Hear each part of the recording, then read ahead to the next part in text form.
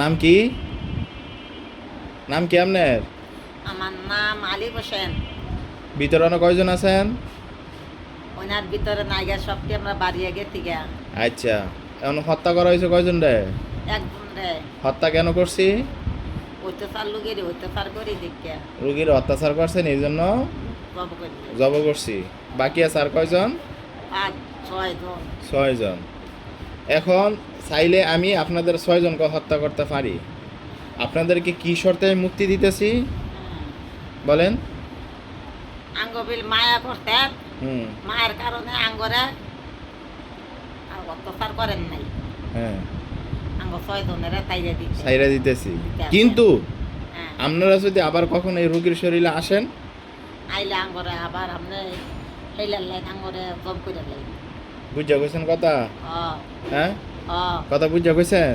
ও রোগীর দর্শন কতদিন আগে? 2-2.5 বছর হইব। 2-2.5 বছর। এই রোগীর এখন তো কত কষ্ট দিছেন?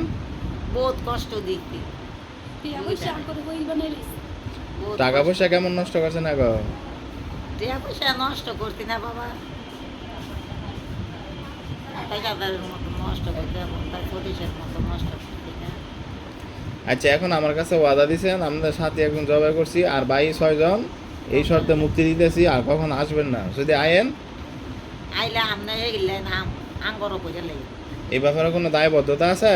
মা আপনারা অপরাধ করবেন সেই হিসাবে শাস্তি হিসাবে মৃত্যুদণ্ড।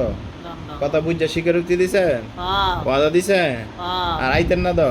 আমরা রাইতাম না। কথা ঠিক আছে? ঠিক আছে। আসলে কিন্তু জবাই, হ্যাঁ, আসলে কিন্তু জবাই করে এলাম। যেমন মন চাই রুগী কিন্তু এমনি চলবো, আচ্ছা। যা মন চাই রুগীর তাই করবো।